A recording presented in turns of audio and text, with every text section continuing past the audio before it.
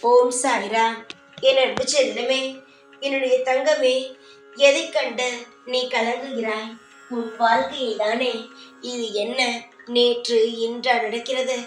எப்பொழுதுமே உன்னுடைய வாழ்வில் ஏதோ ஒரு பிரச்சனை இருந்து கொண்டே தான் இருக்கிறது. நீ அழுதால் மாறுமா? நீ ஏதாவது யோசித்தால் மாறுமா? என்னிடம் விடு என்று சொன்ன அடுத்த நிமிஷமும் நீ ஏன் இவ்வளவு கவலைப்படுகிறாய்? தங்கமே, இன்னொன்று, என்னை நீ பார்க்கும் பொழுது என்ன சொன்னாய்? முதலில் சாயி, நான் உங்களிடம் சரணாகதி அடைகிறேன் என்று சொன்னாய். அப்படித்தானே? ஆனால் அது சொன்னதிலிருந்து நானும் உன்னிடம் சொல்வேன், என்னிடம் கொடுத்த வாழ்க்கையை நீ எப்பொழுதும் நினைத்து வருந்தக்கூடாது என்று. ஆனால் நீ வருந்துகிறாயே, இது எவ்வளவு பெரிய தவறு! என்னை நம்பி உன்னுடைய வாழ்க்கையை ஒப்படைத்து விட்டாய். ஒப்படைத்த அடுத்த நிமிஷத்திலிருந்து அது உன் வாழ்க்கை அல்ல, என்னுடைய பிள்ளையின் வாழ்க்கை. அது என்னுடைய பிள்ளையின் வாழ்க்கையை எனக்கு பாதுகாக்க தெரியாதா? நிச்சயமாக பாதுகாப்பேன் என்ற நம்பிக்கையில் தானே வந்திருக்கிறாய். நிச்சயம் உன்னுடைய வாழ்வில் இருக்கும் அனைத்து கசப்பான விஷயங்களையும் எடுத்துவிட்டு சந்தோஷமான விஷயத்தை நான் தருவேன். இது நான் உனக்கு இன்று சொன்னதல்ல. நீ எப்பொழுது என்னை தேடி வந்தாயோ அன்றே நான் உனக்காக சொன்னதுதான். என்னை நம்பி வந்து என்னிடம் நான் தான் எல்லாம் என்று வந்து விட்டால் நிச்சயமாக உங்களுடைய வாழ்க்கையில் எல்லா விஷயத்தையும் செய்து தருவேன் என்று சொல்லியே இருக்கிறேன். ஆனால் என்ன, சில கால தாமதம் ஆகும் என்பதையும் சொல்லி இருக்கிறேன். காரணம், எல்லா விஷயத்திலையும் அவசரப்படக்கூடாது. அதுவும் வாழ்க்கை என்ற ஒரு விஷயத்தில் எப்பொழுதும் அவசரப்பட்டு தவறான காரியத்தை செய்துவிடக் கூடாது என்பதற்காகவே. சீக்கிரத்தில் பாருங்கள், உங்களுடைய முயற்சியால் உங்களுடைய வாழ்வில் நீங்கள் மட்டுமல்ல, உங்களுடைய குடும்பமும் சேர்ந்து உங்களால் வளரப்போகிறது. உங்களுடைய குடும்பத்தில் இருப்பவன் நான் தான். நிச்சயமாகவே உங்களை வாழ வைப்பேன் தங்கமே. என்னையே நீ எப்பொழுதும் சந்தேகப்பட்டு கொண்டே இருக்கிறாய். சந்தேகப்படாதே தங்கமே. வாழ்வில் நான் உன்னை வாழ வைப்பவன். ஒவ்வொரு நாளும் உனக்கு என்னென்ன தேவையோ அதை பார்த்து பார்த்து செய்து கொண்டே உன்னை கண்ணும் கருத்துமாக வாழ வைப்பவன். எல்லா நேரத்தையும் சரி செய்து விட்டேன். உன் வாழ்வில் நீ பட்ட அனைத்து விஷயங்களுக்கும் நான் நல்லதொரு காலத்தை செய்யும் நேரத்தை கொண்டு வந்து விட்டேன். எல்லா கசப்பான விஷயங்களும் முடிந்து விட்டது. இன்பமான விஷயங்களானது உன் வாழ்க்கையில் பிறக்கும் நேரம் வந்து விட்டது. இனிமேல் தான் வாழ்வில் அனைத்து ஆட்டமும் ஆரம்பம். யாரெல்லாம் உன்னை பார்த்து கேலி கிண்டல், உன்னிடம் ஒன்றுமே இல்லை, உனக்கு தனியான திறமைகளும் இல்லை, அதன் மூலமாக முன்னேறலாம் என்று நீ பார்த்தாயானால் உன்னிடம் எதுவுமே இல்லையே, உனக்கு உதவி செய்யலாம் என்று நான் நினைக்கிறேன்.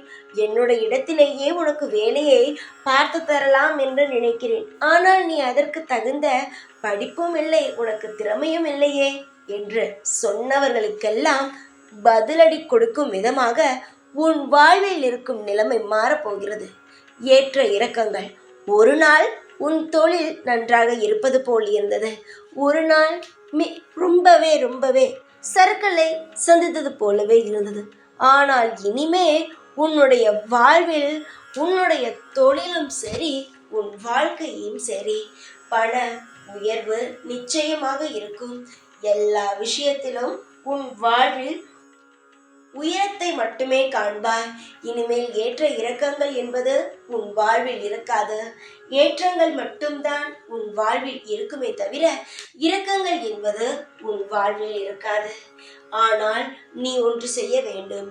எந்த ஒரு காரியத்தை நீ எடுத்தாலும் அதை முன்னோக்கிதான் நீ நகர வேண்டுமே தவிர எக்காரணம் கொண்டும் பயமாக இருக்கிறது என்று பின் வரக்கூடாது. அமைதியோடு நீ போராடும் ஒவ்வொரு விஷயத்திலும் நிச்சயமாக நீ வெற்றியை மட்டுமே காண்கிறாய்.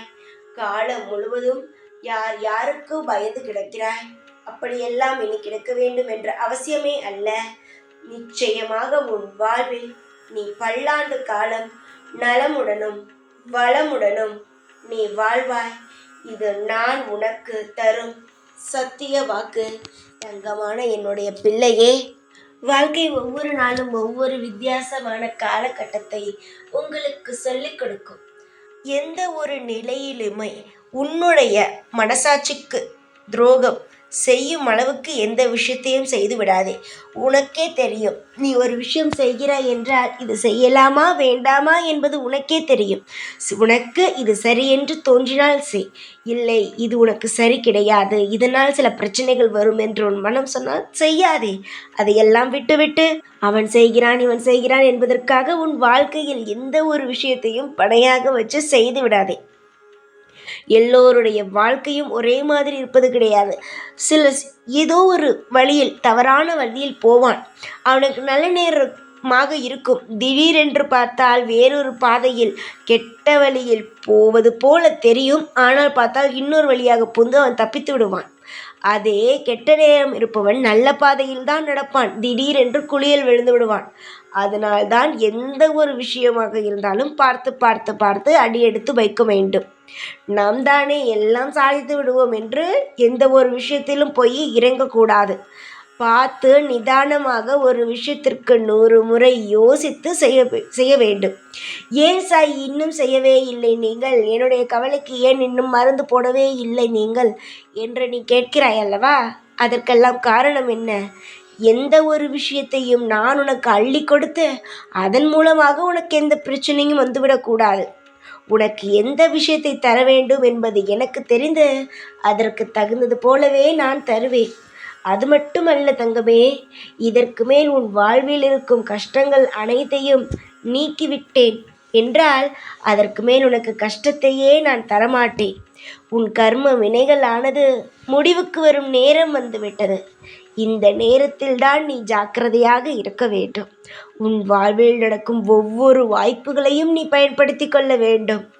இதற்கு முன்பு எல்லா விஷயத்தையும் நாம் அனுபவித்தோமே, கஷ்டப்பட்டோமே, இப்பொழுதும் நம் வாழ்க்கை கஷ்டப்படுமா என்று வரும் வாய்ப்புகளை விட்டுவிட்டாயானால் நிச்சயமாக எப்படி உனக்கு சந்தோஷம் வரும்?